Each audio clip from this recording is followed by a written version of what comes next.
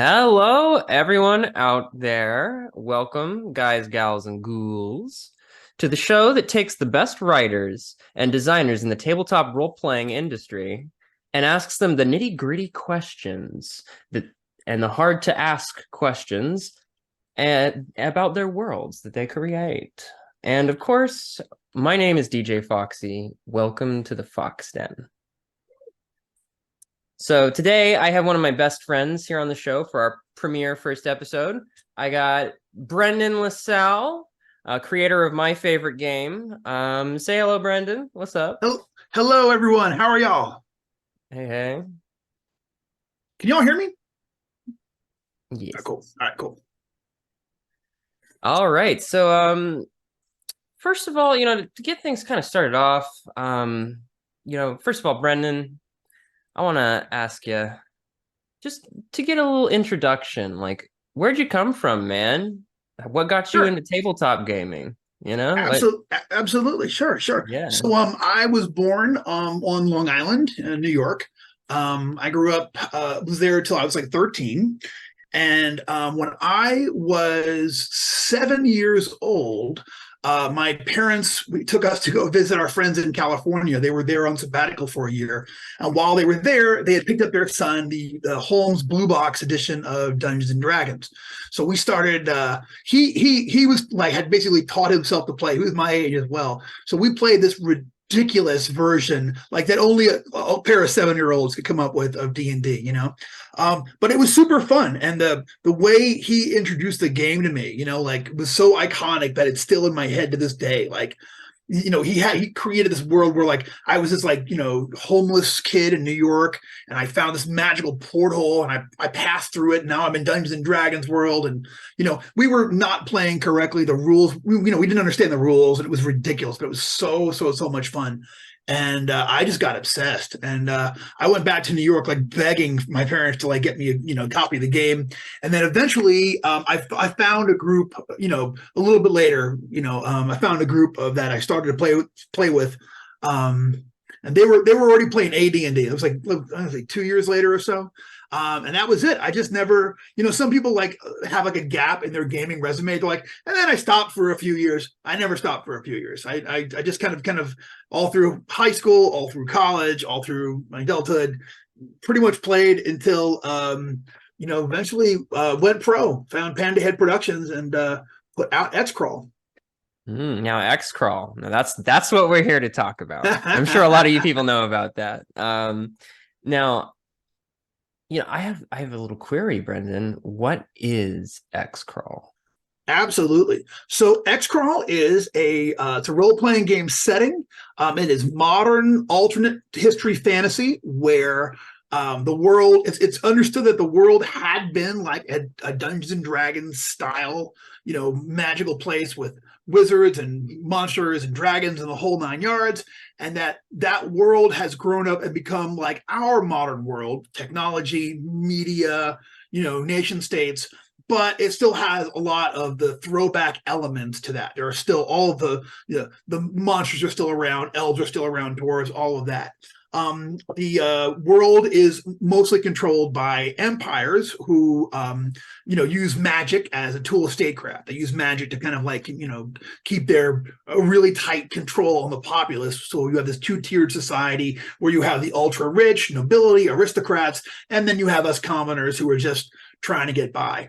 And these aristocrats create this death sport called X-Crawl, which is a recreation of the adventures of yesteryear. They create artificial dungeons. They get a DJ, a dungeon judge, to create a labyrinth, to put the monster in, like Foxy here, to create a labyrinth and to load it up with treasures and traps and monsters and the whole 9 yards. So you have you have all of the elements of traditional dungeon crawl. You are going room to room, you are fighting off monsters, looking for treasure, looking for traps, but then you also have all of the modern elements. It takes place in an arena. You are working the crowd to earn fame. You are an actual sports team doing this. So you have mojo, which represents the unconscious power of teamwork that raises everybody up, And then, of course, as professional athletes, you're trying to earn things like sponsorships, and trying to cross over into commercials and hopefully like become a superstar. You know what I mean? Become like any modern guy where you're just like, oh, and I started off an X Crawl, now I have a hip hop album, and I'm on So You Think You Can Dance or whatever it happens to be. Dope. Yeah, yeah. Yeah, So there's a lot of stuff to like really differentiate X-Crawl from a lot of games, including the other one, yeah, the other one. Dungeons and Dragons. But so what is it that separates X-Crawl from Dungeons and Dragons? Like Sure. what makes it different than that? Absolutely. Well, let me first say that Dungeons and Dragons is absolutely like the biggest influence on X-Crawl. And like, I grew up with it, loved it, and like D&D really like sort of shaped my worldview and sort of my way of like looking at things and myself, So the big differences are there's X-Crawl has that game within the game factor. So you're actually playing athletes who are participating in a game. It happens to be the world's funnest death sport, TM, but it's a game, and so you have that weird element where you have the you have to think of yourself as a character who is participating in this sport. So it also in a lot of ways is a parody. Where D&D, again, there's a million ways to play Dungeons and Dragons and a million different kind of campaigns. But X-Crawl really it takes a lot of things and sort of puts it in a blender. And it's kind of like it's a satire in a lot of ways. It is through my lenses, you are looking at, modern celebrity fame culture, modern athletics, Dungeons and Dragons, obviously, the Super Bowl. The Super Bowl, absolutely, yeah. Like all those things are kind of like crammed into there. What celebrity culture means in the modern world, and what it means to be someone who's like achieved that level of superstardom. I think that while Dungeons and Dragons players are trying to earn glory, like they're really trying to get out there and through their heroic deeds, like do great and everything. X-Crawl players certainly start off that way, but they're ready to cross over into other events. There's that level of artificiality. I think that very often you find yourselves in situations where, you have professional adventurers fighting hired monsters. They're not really mad at each other. This is their job, and so that leads to a different kind of social dynamic and different kind of role-playing dynamic, So, I always think of like a crawler could go to, imagine an X-Crawl participant who does enough dungeons and a professional monster who just keeps surviving. They keep seeing each other in the same crawls. What is that like? I imagine it start off with like, oh, there's that guy. I can't stand him. I'm gonna kill him. To like, oh, there's Mike again. Mike always goes left. I'm going right. Let him handle it. To, eventually to like kind of like a worker day. Morning, Ralph. Morning, Sam. Fighting again. Yep. See you in Cincinnati. Kind of a situation. So I think it allows for a different kind of role play experience, where you have these strange elements that sort of reflect more what modern society is like in a lot of ways. So hopefully X-Crawl really sort of like gives people the opportunity to do some weird role play. You know what I mean? And that's what, I think it's super appropriate that, now the DCC rules are about to come out. Because that's the weird fantasy game, right? DCC, which I love, is, always been about it. So hopefully this takes it to yet another weird place, where, you have these weird situations where you have to like, go through and, shake hands with people who are really excited that you cut the head off another sentient being and won a microwave oven for it. You know what I mean? Like and that's part of what I think about X-Crawl as far as like the difference there is that I feel like in a lot of ways, X-Crawl is the darkest world of all, like here is this horrendous thing and everyone's signing on, which to me feels very modern. You know what I mean? Like, we're just going to go along with it. You know what I mean? We're taking bets on people who are fighting monsters who have languages, who have cultures, not all of them, but, certainly some. And, we're just like going to not just let it happen, but we're going to sell T-shirts and, sippy cups and whatever other kind of merchandise, like to me, it's, it's obviously it is it's a parody. Obviously, it's writ large, but I think it has elements of truth about modern society and modern fame culture and wealth culture. Most definitely. I think so. It looks like Hey, we have a Dorcas. question from the chat. I was going to do questions at the end, but I think let's ask this one. Why not? It's kind of a Sure. cool one. All right. And it's coming from Yorkus, by the way. Dorcas, what's up? Yeah, what's up, dude? So, what kind of wild adventures can a PC get into outside of the arena? That's what Sure. he's So wondering about. that's a great question. So, obviously the game is kind of based around these modern day heroes who participate in the death sport of X-Crawl. But these are people who live in a very rich, very big fantasy world where all kinds of stuff can happen. So, one of the things in the upcoming core book, I actually have it's a throwback to how Goodman used to do it. It's got 100 ideas for adventures taking place outside of the X-Crawl arena.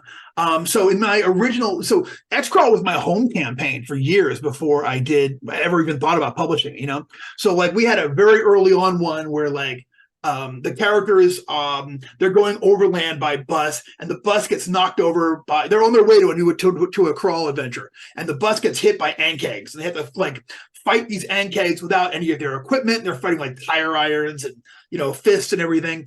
They finally get past it. Now they're stranded out in the middle of nowhere. In the world of X-Crawl, it's these the cities are these huge, big walled cities to protect against monsters and dragons and whatnot. And in between them, you have highways, but you mostly have wilderness.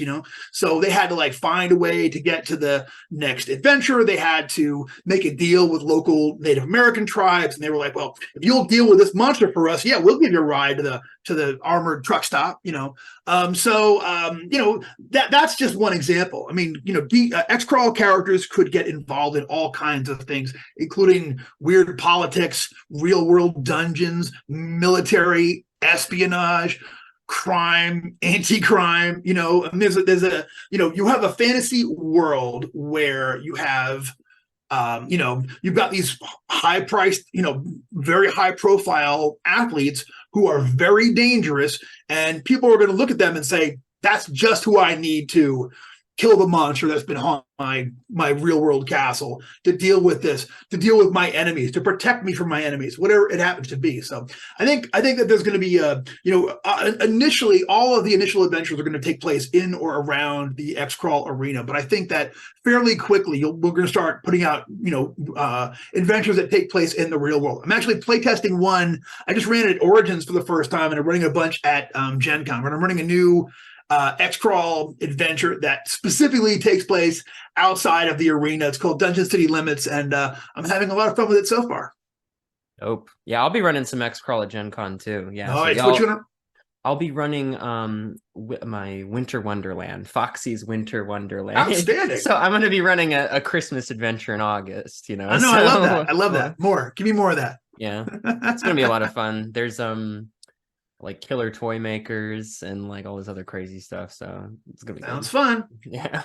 Awesome. Yeah. Okay. So I have another question for you as well. So one of my favorite things about X-Crawl is kind of like that meta aspect that you mentioned previously. So like how it really reflects the real world. Now, one of the things I thought was really cool about that character creation process is that when you make a character, you think of the Hollywood or like media star that would be your character in a movie, like a theoretical X-Crawl the movie. So I'm just wondering, like, what made you inspired to use that idea? It's so nuts. I love it. Sure. I think I started doing it before X-Crawl. I ran a long-running campaign that took place in this city, right? So we had this very funny discussion at one point over they were trying to sneak in to do a thing. So like we had already what they probably like, well, what if the king looked like? And like we had established at one point, somebody mentioned that the king looked like that the king was cousins with this one of the characters. I said, so what's your character look like? And he was like, well, my character is kind of like I think he said like he was a young Will Smith is where he came from. I'm like, all right, well, the king's we've already established that you're from that family, so he's your cousin. So then we figured, well, so let's say he's Danny Glover, like he's like, 90s Danny Glover, like, Lethal Weapon era Danny Glover looking like that. with a beard though and a crown. And that led to everyone coming up with what all of their characters did. And then we started figuring out like what every monster, looked like. Like, be like, well, who's playing the Velociraptor? I remember specifically at one point they had to fight a bunch of Velociraptor tribesmen, and every Velociraptor was Yolandi from what are they called? That South African hip hop crew. Just flew out of my head. I had a second to go. Oh, it's gonna blow me up. Ninja and Yolandi. Oh, I know who you're talking about. Yeah, they're Diantwood? Diantwood, yeah. Diantwood, yeah.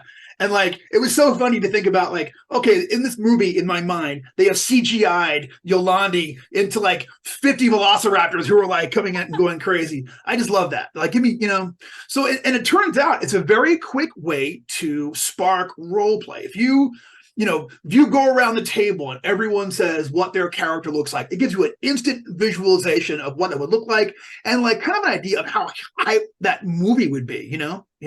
Like when you run it at a campaign and they're going like, it's funny for me to watch. Like it's like so many The Rocks, you know what I mean? So many are, but also people who come up with these like alternate, like kind of smaller ones. You know what I mean? Like I'm Bruce Jenner, circa whatever, or I'm this, like whatever it happens to be. It kind of like instantly sort of grounds the fantasy in something that you can hang your hat on. Like you're like, all right, this is a guy, he's an X-Crawl one, and he's an elf, but he's being played by whoever, Danny DeVito, just whoever, like, whatever actor it happens to be. So for the record, the two most common like actors that anyone uses, it's Samuel L. Jackson, a lot of Samuel L's, which is respect. That's awesome.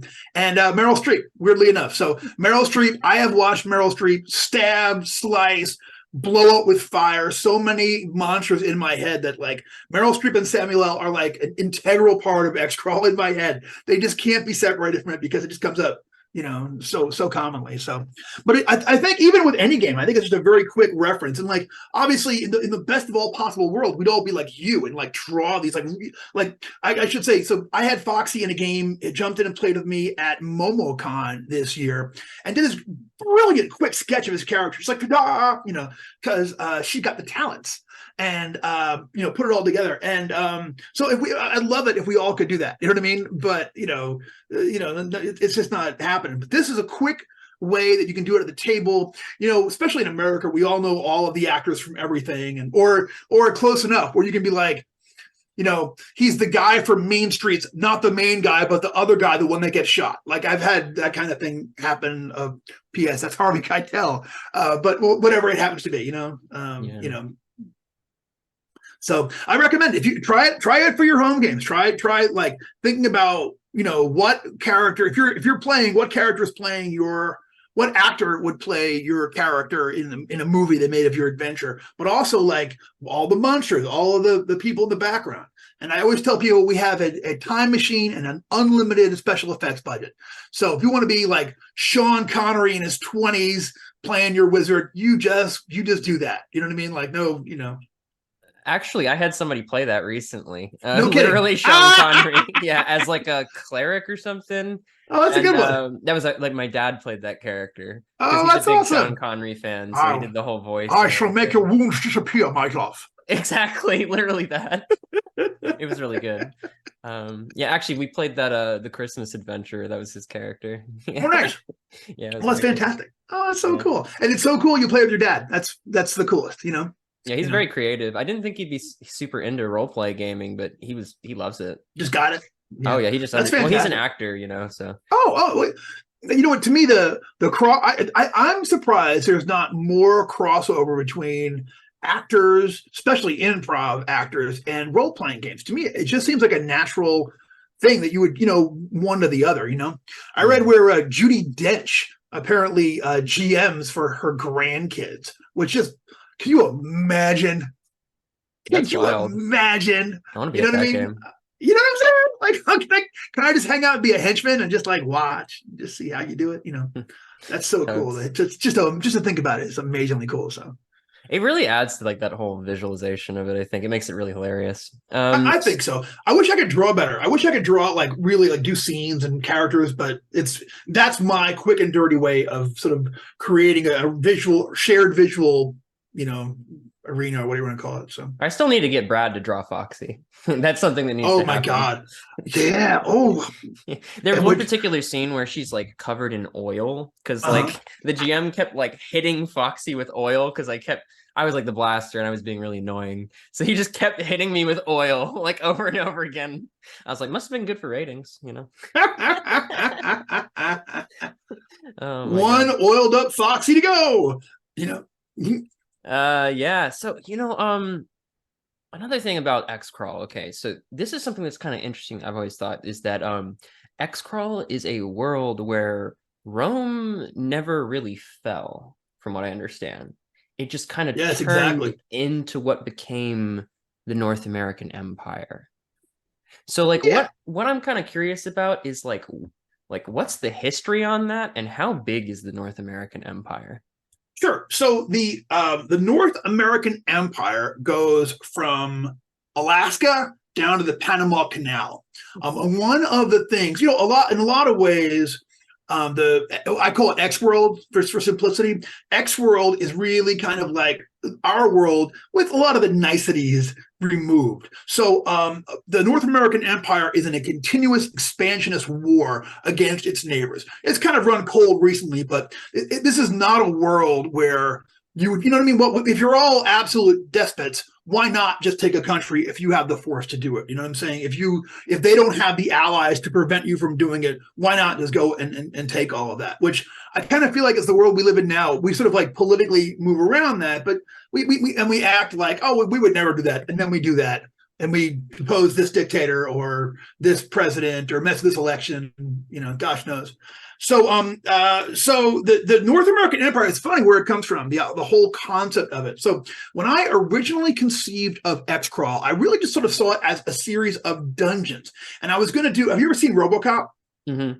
All right. So my idea was I was going to run dungeons, and then I was going to have all of the advertisements, and the advertisements were going to be like RoboCop. That was how you were going to see how crazy the world was, just through these ad breaks and just kind of like do it. And I never saw it as doing anything but dungeons. And this is back in the old 3.0 days. So it was just, combat, encounter, deal with it, and then role playing in the interior of it, and like it was a much slower game in the original days, and like they'd play through it. But I just saw, there would always be role play things, opportunities between them and the staff, them and the intelligent monsters, one with one another, So the Brad says in the latest year of war against Oceania, yeah, that's right, 100%. That's a reference to 1984 by George Orwell, which of course is certainly, certainly in the mix.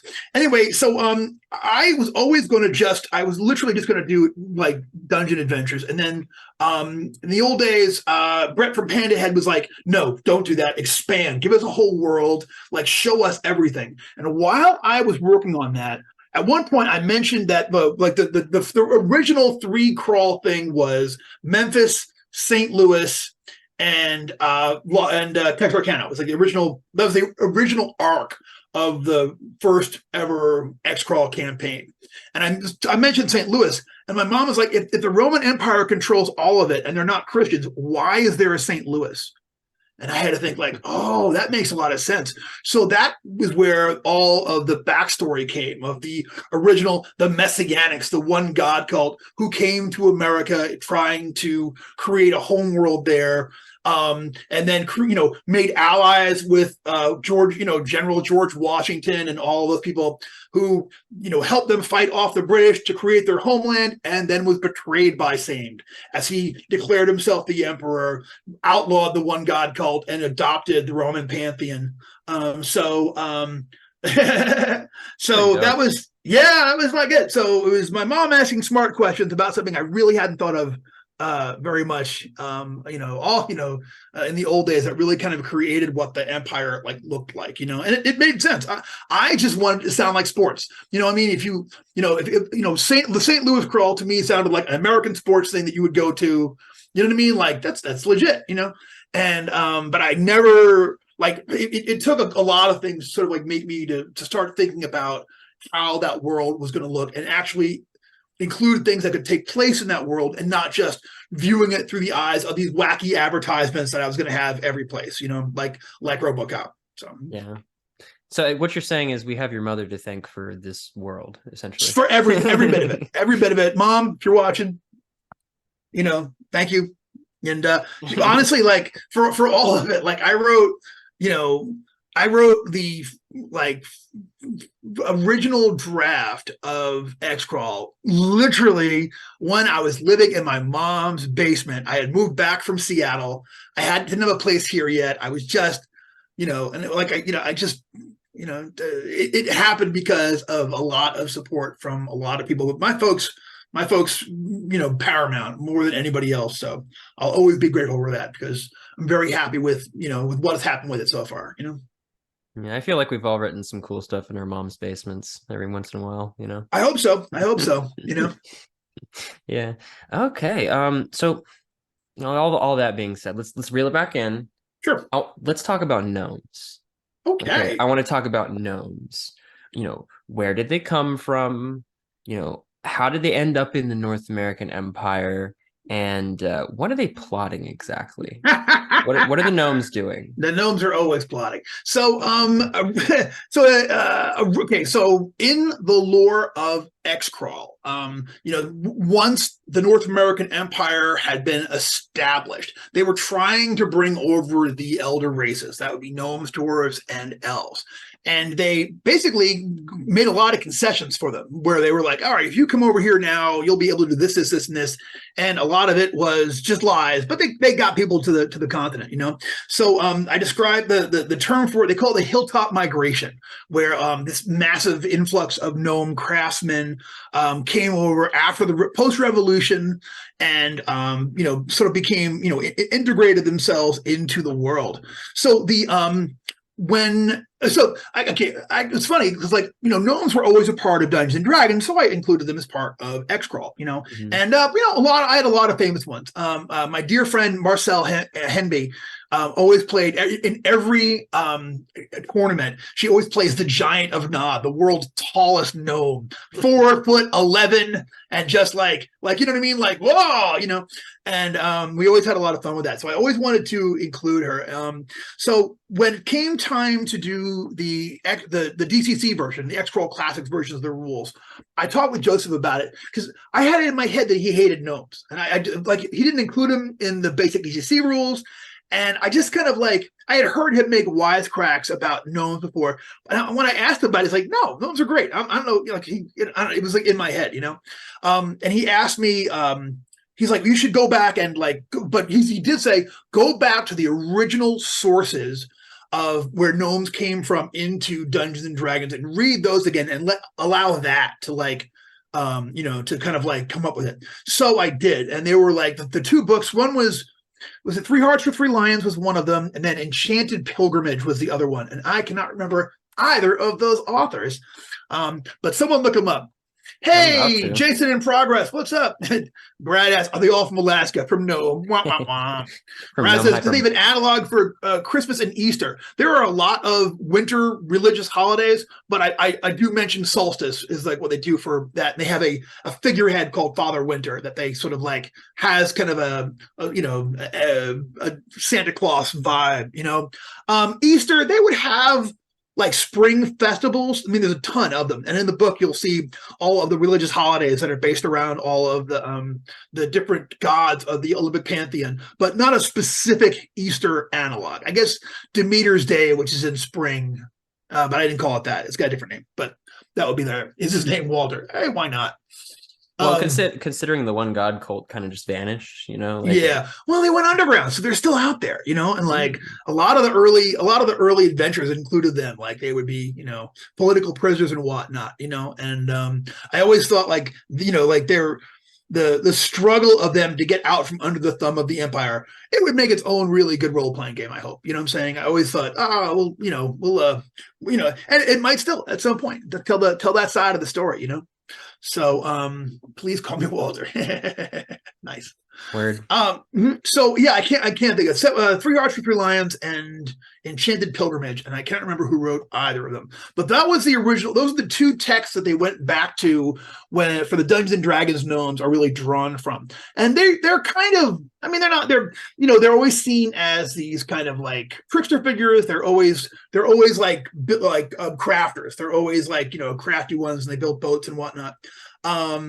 So I try to include that into what they do. And then I also see them as like being kin to the Fae, to the actual fairy creatures that are all representations of nature. So in the new the gnome spells in X-Crawl, they're all reflections of that. Their powers spring from nature, so they learn how to cast these spells. Like gnomes, when gnomes want to go learn a new spell, they have to like go somewhere in their garden where they can't perceive anything modern, where it's just them amongst nature, and they can just commune with them. And that's a part of how they get their ability. So they have spells like Fey Aspect that let them kind of regress back to their Fey nature, so they can cast that and get small and grow butterfly wings and zip around the X-Crawl battle.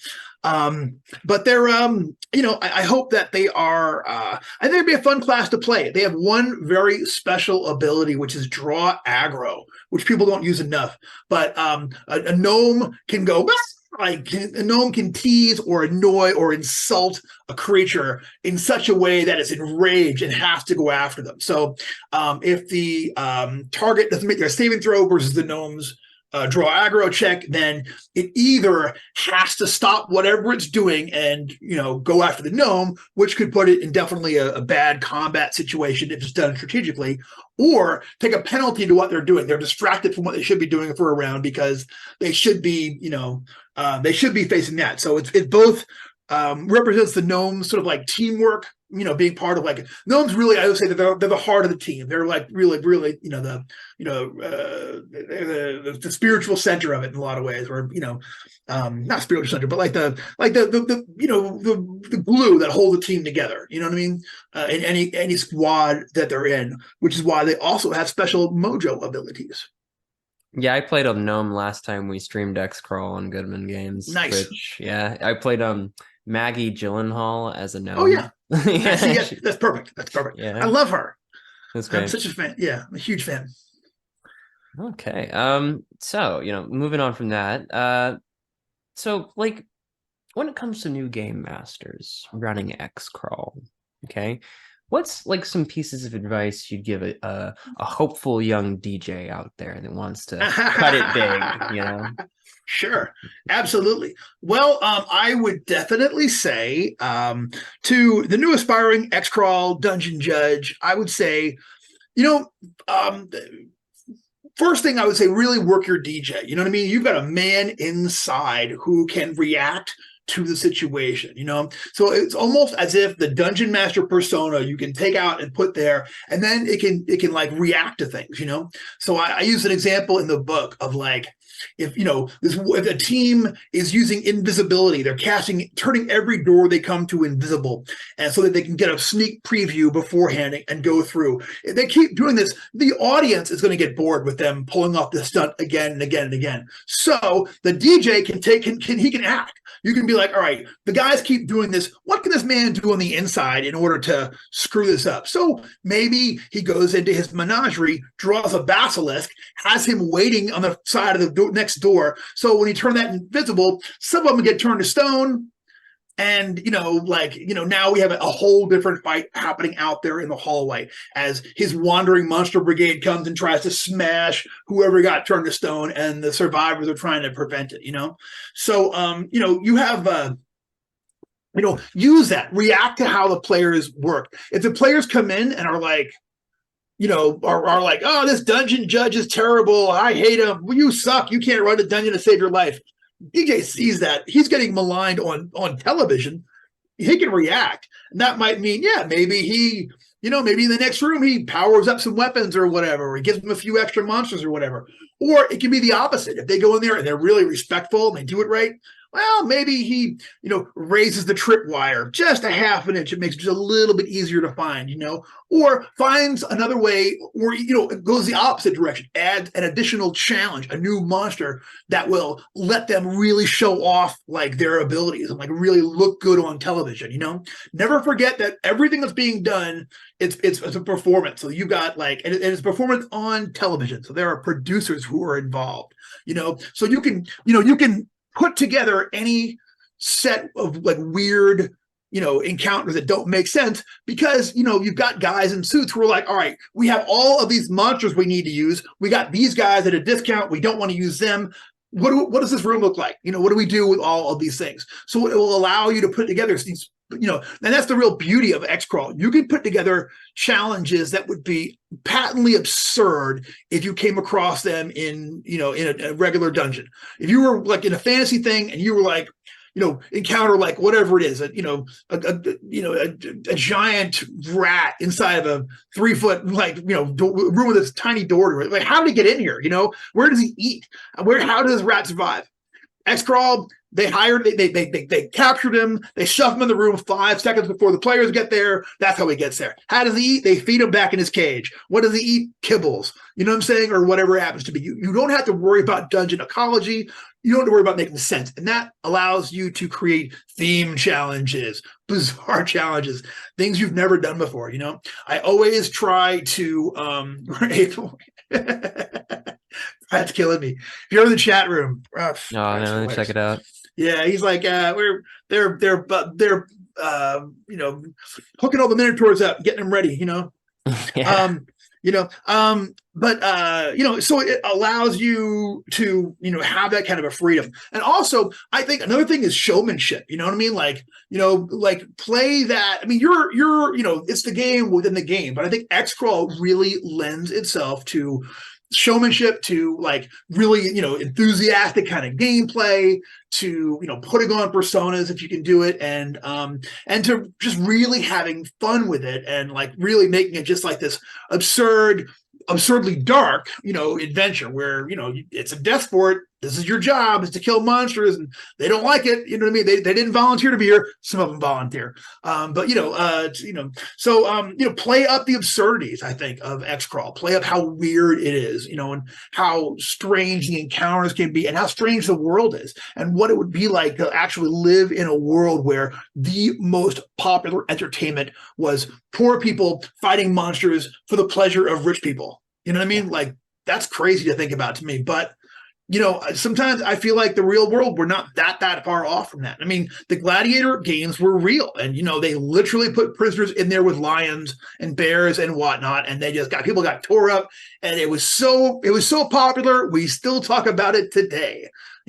So I mean, it's horrible to think that, oh yeah, we could revert to this. We could actually create a world where that was the de rigueur, but it's not impossible. Yeah, Absurdist Running Man. Someone says Absurdist Running Man on coke. I mean, yeah. I mean, yeah, definitely. And Running Man is definitely an influence. American Gladiators, definitely a big influence. Modern sports culture, modern celebrity culture, definitely a big influence. Is this the Appendix X we're talking about here? This is Appendix X we're talking about here. Appendix X would also include there's that one episode of Star Trek, the original series, with where they fight in this fake gladiatorial thing with on TV. That definitely was in my head when I did this. Hip hop culture, it's very much, a part of, X-Crawl has always been like a hip hop, like that's always powered my imagination. I always imagine these that would be what you were up, what would be playing whenever you did anything. But I mean, I think a lot of people see that's whatever you want it to be. A lot of people see their game as being super heavy metal too, and that's obviously cool. But I think all of those things are definitely big influences. So, Running Man, which expired, American Gladiator, yep. Running Man DMC, yes, hell yeah. I was thinking of X Gonna Give It to Him. That's the song I was thinking of. Yeah, oh yeah, absolutely. Why not? I know who that is. I can't put, but Willie, Kickstarter will come a fleshed out version of the world piece of there will be some of that. You'll see some of the circuits that are some of that. Some of it will be coming out through the adventures, and also I can't. there's going to be extra bonus stuff that will actually be part of the Kickstarter that will definitely illustrate that to some degree. But the world, like the North American Empire, will be sort of like touched on, but a lot of that is going to get fleshed out through the adventures and through things in the future. But there will definitely be some of the big DJs will be mentioned, but it's going to be just like regular DCC, where it's like make up your own cool DJs. Like there's a whole section of example monsters in there with some like there's a bunch of sample monsters, which I try to include every monster I created for different adventures in the past. I tried to all the new ones, but there will be some sample dragons in there, some sample demons. But I'm really encouraging people to make it their own. But we'll definitely continue to add new stuff that will flesh the world out more as it goes on. Most definitely. One of my favorite creatures, because guys, I've taken a little peek at the book. Shh, you're not supposed to know. It's skeletons. Of course, my girl. I love the skeletons section in the book. There's like skeletons on roller skates. They explode. Yeah, I put some variants in stuff. There's so many weird skeletons in that book. So if you like skeletons, just like different types of skeletons, X-Crawl is the game for you. I want people to think on those terms too. Like this is one of my things that I always came up with is like, think about the reality of that monster would be like, and how they would hype that up for an X-Crawl thing. So like there's an early X-Crawl adventure that you can get as a PDF from called the Celebrity Pro Am Tour, where it's like every team's got celebrities on there. So it's like this whole fiasco.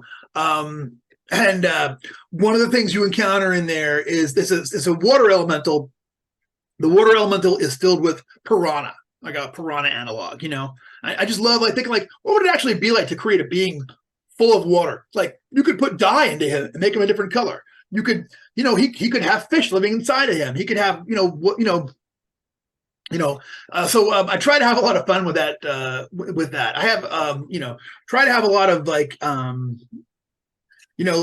try to think of what the reality of these bizarre creatures would be and what how people could absolutely do different things with that to hype ratings and to make interesting encounters in the world of X-Crawl. So I hope I've done that in the book. We'll see. 100%. I mean, I've thoroughly enjoyed the vibes of X-Crawl, and I can't wait to see where it goes. Oh, thank you. Yeah. Man, well, I think I'm going to open the conversation to the chat a little bit now. So if you guys want to ask some questions, we got maybe 15 more minutes to the show. You guys go ahead. Flew by. I know, right? We've been just gabbing our ears off. But you know what? Yeah. Let's see if the chat wants to ask any specific juicy little questions about X-Crawl before we skedaddle. I got to talk about the stretch goals, please. So there's some I can talk about, some that I can't quite talk about yet. But I will say that there are going to be 6 adventures in the works that will be, that are 6 adventures that'll all be stretch goals, and they're all done. They're all written and play tested at this point, and they are. Mostly, I wrote a few of them, but also my very dear friends, James Michael Spahn wrote one, which is just so funny and so hilarious, and so did Julian Bernecki. Julian Burnett wrote a brilliant adventure for it that I can't wait to see people people seeing. So there's gonna be a couple of special things. I don't know what else there are going to be a little bit extra add-ons, some fun things to add on to it, but there's also going to be stretch goal content that will be available. That if we hit such and such a mark, we're going to add this to the to all of the content that will come along with X-Crawl, which is going to be, like I said, it's the book itself is going to be a fully contained game, so it'll all be everything in one book. So standalone, all you need is the one book.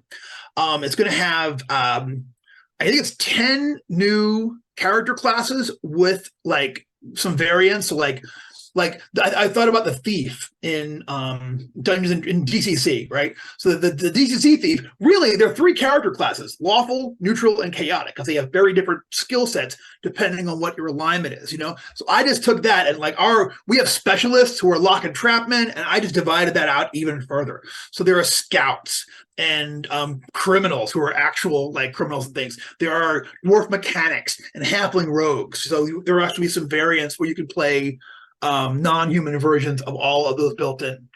How has Magic changed moving to DCC instead of DC20? That is a great question, Rogue Scientist. I appreciate that.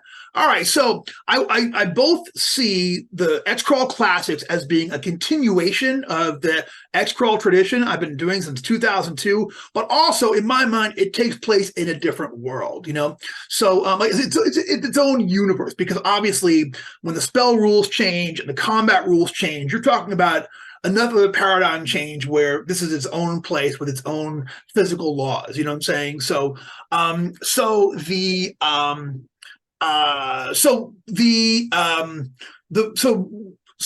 obviously the way spells can work have changed, and then it has things that we've never had before.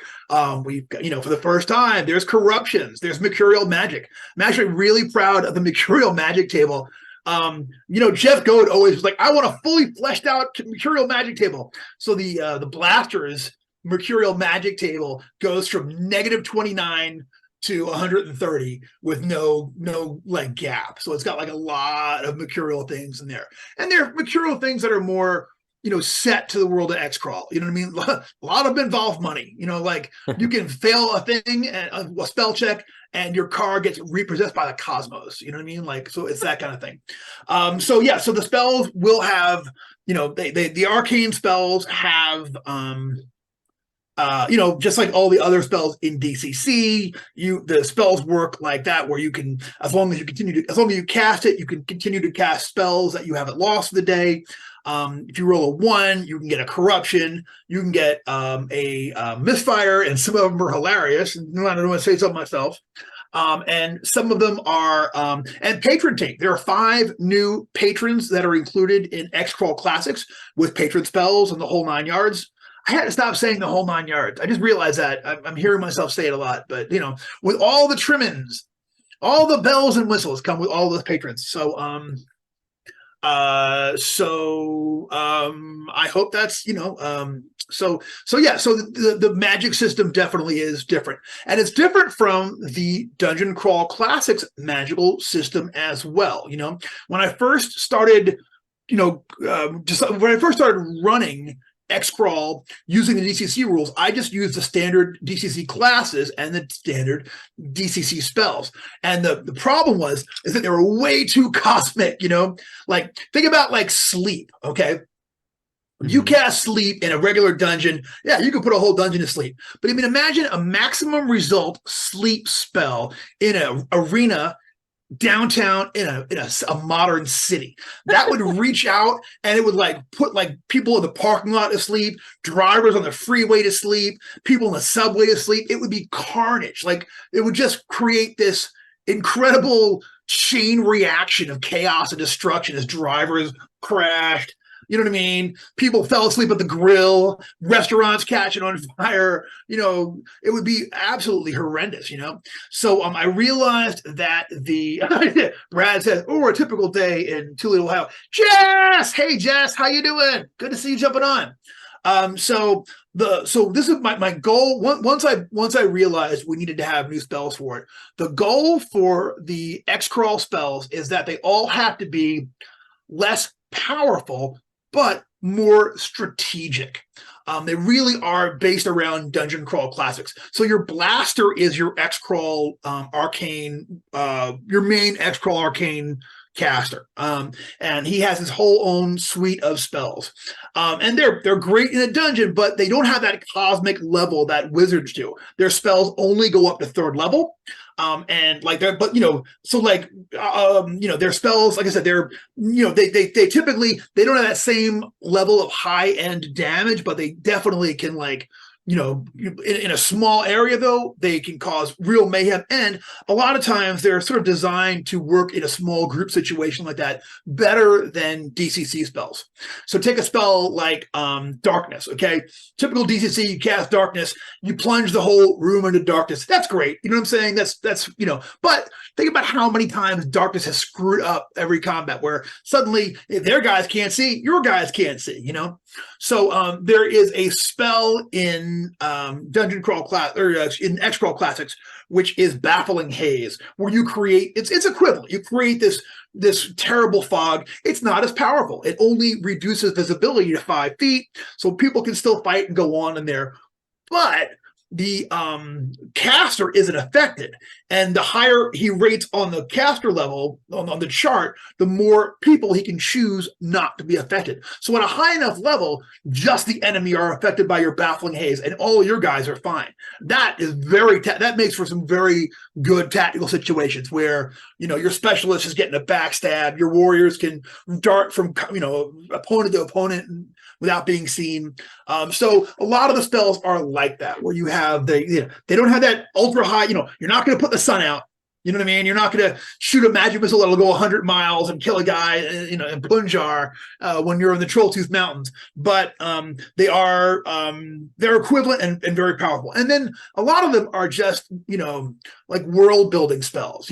So one of the things you see in X-Crawl are that there are copyrighted spells. So imagine all you D&D guys. Imagine Bigby's Forceful Hand.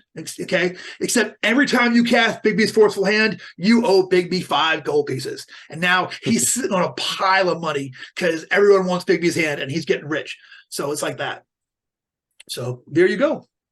Yeah. Is it somebody else asked? Is it essential I have to have played DCC prior, or can we just jump in its release? You can just jump in its release. The book will teach you how to play it. You will not need any of you don't have to have any experience with either X-Crawl or DCC. Fully self-contained role-playing game and really easy. I mean, I think that the DCC rules are not at all hard to learn. They're just different. If you played a lot of 5e or whatever else, they're just a little different, and it's just getting used to those. Ghost Squid Zero says, will the existing published X-Crawl modules be refreshed with the new release? If we hit high enough point where we're looking for new stretch goals, and that is one of the ones I have proposed. So maybe we'll see some of the original ones get put out there. We'll see. What else? Did I miss any? I actually have an idea for a stretch goal. I think I mentioned it on Brad's show the other day. I dipped my head in there, but what if we had like an X-Crawl coloring book? Okay, because I love that. Brad's art is like perfect for that. Yeah. I think that would be awesome, or like maybe like a book of like coloring sheets, or something like that. Yeah, that would be a sick stretch goal, in my opinion. That would be, and then I could totally see people posting up their masterpieces. You know what I'm saying? I'd love to see that. So that would be cool. Knoxwell 2020 says the X-Crawl air horn. Yes, please. You know what I mean? Just because I always mention that. That would make our X-Crawl games at Gen Con just as obnoxious as possible. Oh my god, they would hate us. They would hate us so bad, Maybe what I should get is a phone app that has maybe there should be an X-Crawl phone app with crowd noises and things. Yeah, that would be sick. I'd love to see that, where you can hit a button. Knoxwell 2020 says, hey, DJ Foxy got a game to line up with you at Gen Con. Can't wait. You're gonna have a good time, Knoxwell. Oh yeah. Foxy's like my gaming niece that I never had, just out there bringing her magic to the world and kicking butt. I try. Rogue Scientist says, hope there's a table of 100 prizes, stuff like new car intro. It's very easy to do that kind of thing. There are charts for all of the sponsorships. So you get if you go through a dungeon level, you can roll on the random sponsorship table and hopefully earn, suddenly you are the new face of Freakachu Cola and you're earning X amount of wealth every month for doing all that. So there you go. So we got 5 minutes left, Foxy. I don't see more questions, but you want to here's the supply of MMC fried chicken. I know, right? Yeah. Right. I'm big on it. Will there be a background on the setting like a map? Well, the map will just be let's say eventually, yes, eventually there will be a source book that will have all of that. In the Kickstarter, I don't think there's going to be a full map of the empire, but it's it's America with the serial number filed off, so it will not be nice. Please include as many fun company names as you can. I absolutely will. I'll do my best. And if you want to see a whole bunch of them, there is. If you want to see a whole bunch of them, check out the Sellout sourcebook, which you can get as a PDF from Goodman Games now. There's a whole list of X-Crawl companies in there that you can include in your game. There's also an X-Crawl version for Pathfinder that's out there. So if you guys want to run some of that right now, you totally can. Yeah, you totally could. It's called, that version is called Maximum X-Crawl. There are a few Pathfinder adventures out there for it. It didn't live very long as a game, but I worked really hard on it, and I'm very proud of how it turned out. And I don't see why more people don't just snatch up all of the character classes from it, because some of them are pretty decent. That's the original version of the Blaster, the Brawler, Nice. I haven't played Pathfinder in a while, but I certainly remember really having a lot of fun with it. And just I don't see why people don't just mine that for the character classes, because I think they were really fun and feats. So yeah, I actually started playing tabletop games with Pathfinder. I actually didn't start with Dungeons and well, no, I think I started with 3.5 for 2 seconds. Yeah, and then I played Pathfinder right after that. So, nothing wrong with that. Pathfinder it's a great game, and it gives you the full experience. It's not my my tastes have changed, and really I discovered DCC and fell in love, and this is ever since then. Literally the day that Joseph told me that I could create a DCC version of X-Crawl that he would publish, I've never gone back to Pathfinder since that day. You know what I'm saying? I literally we had a meeting, and I was at Gen Con. He told me I could do it. And then I had 10, all of my games were scheduled for Pathfinder. And I just kept going there and being so listen, how would you feel about me running this with DCC rules? And everyone was like, sure. And that was it. It was, and was it insane? Why, yes, it was insane. Because you had these wizards and these warriors and these thieves just doing insane stuff in the X-Crawl arena, and, completely, blowing up my game and everything. So, yeah. And history was made. It's true. It's totally true. So y'all out there in Viewerland, we're about to sign off for this evening, but I just want to let everybody know, if you want to play X-Crawl right now with the unreleased X-Crawl Classics rule set, you can totally do that, because I'm running games online. Just drop the link in chat.